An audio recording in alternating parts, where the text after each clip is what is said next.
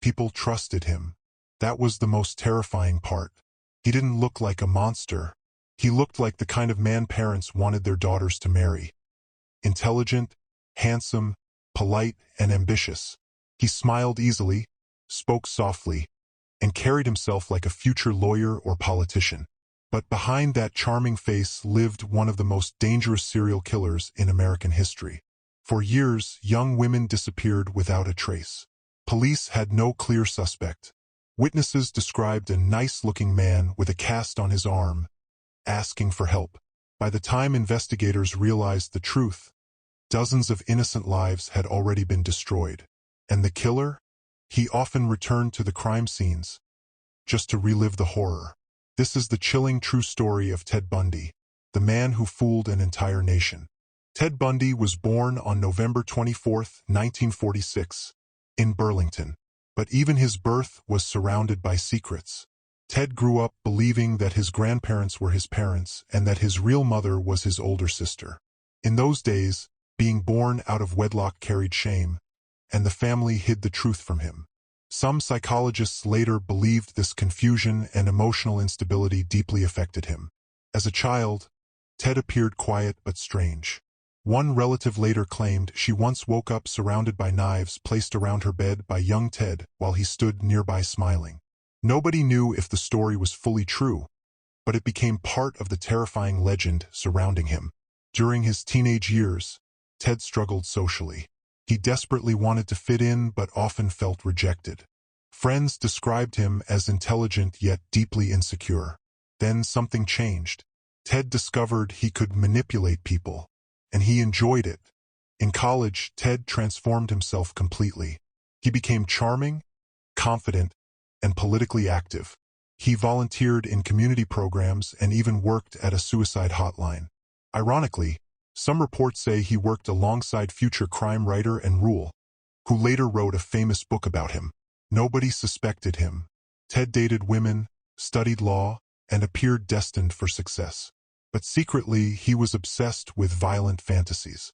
He spent hours consuming disturbing material involving domination, violence, and control. Over time, fantasy became obsession, and obsession became action.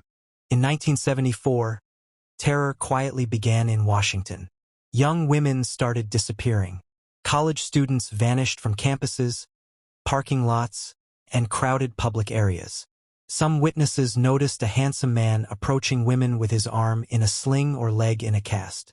He would politely ask for help carrying books or loading a boat onto his car. The women never returned. Police were confused because there were almost no signs of struggle. Who would willingly go with a stranger? The answer was simple. They trusted him. On a sunny summer day near Lake Sammamish State Park, dozens of people noticed a friendly young man introducing himself as Ted. He approached women repeatedly, asking for assistance with his sailboat. 2 women agreed to help him separately. Neither came back alive. Witnesses later gave police an important detail. The man's name was Ted, and he drove a tan Volkswagen Beetle. For the first time, investigators had something real to work with. But Ted Bundy was always one step ahead. Soon, human remains began appearing in forests and mountains across Washington. Skulls, bones, fragments of young women. Investigators noticed something deeply disturbing. Many victims had been bludgeoned to death. Some had also been assaulted after death. Bundy often returned to the bodies. He revisited crime scenes repeatedly, sometimes applying makeup to corpses or spending hours with them in isolated areas. Detectives later described his behavior as beyond horrifying. The public still had no idea that the charming law student appearing on political campaigns was the monster responsible. As suspicion slowly grew around him in Washington, Ted moved to Utah. The killings followed. Women disappeared near colleges and public places again. Bundy changed locations frequently, making it difficult for police departments to connect the crimes.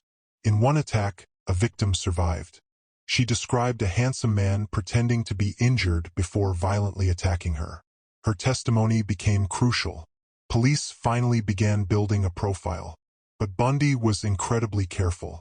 He cleaned evidence, changed routines, and manipulated everyone around him.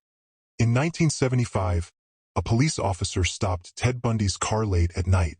Inside the vehicle, officers found suspicious items: handcuffs, rope, a crowbar, ski mask, gloves. Bundy gave strange explanations, but police became suspicious immediately.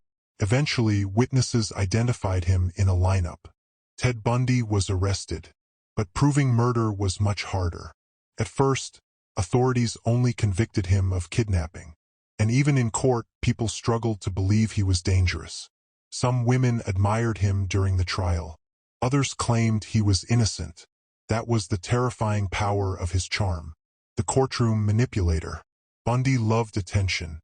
He acted as his own lawyer during parts of the trial, cross-examined witnesses, and smiled confidently in court. The media became obsessed with him. Newspapers described him as attractive and intelligent rather than focusing only on his crimes. Some people even treated him like a celebrity. But investigators knew they were dealing with something far darker. Behind the smile was a predator who enjoyed power, fear, and control. And then he did something nobody expected. He escaped. Bundy traveled to Florida. What happened next shocked the entire country. On January 15, 1978, Bundy entered the Chi Omega sorority house at Florida State University. Within minutes, he brutally attacked multiple young women as they slept. 2 died. Others survived with horrific injuries. The violence was savage and frenzied, very different from his earlier calculated murders.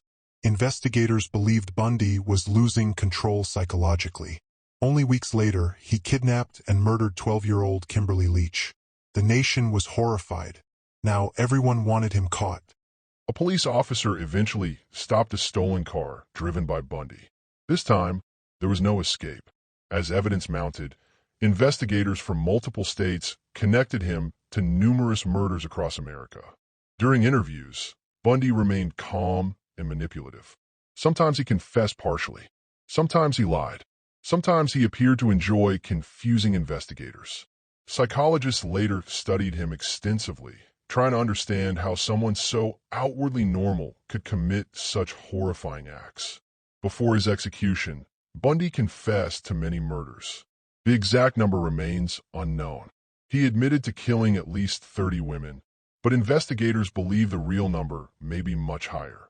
Some experts estimate over 100 victims. Many families never received closure because Bundy often changed details or refused to reveal locations of bodies. Even near death, he continued controlling people through fear and uncertainty. On January 24, 1989, Ted Bundy was executed in Florida State Prison. Outside the prison, crowds celebrated. Some people cheered. Others cried for the victims whose lives had been stolen forever.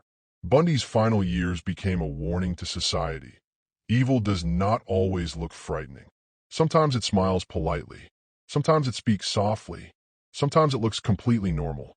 Why this case still terrifies people. The story of Ted Bundy remains one of the most disturbing true crime cases in history because he shattered people's assumptions about danger. Most people imagine monsters as obvious. Bundy wasn't. He used trust as a weapon. He studied human behavior carefully and understood how to appear harmless. His crimes changed how law enforcement investigated serial killers and how society viewed manipulation and psychopathy. Even decades later, his story continues to inspire books, documentaries, and films because people still struggle to understand how someone so charming could hide such darkness.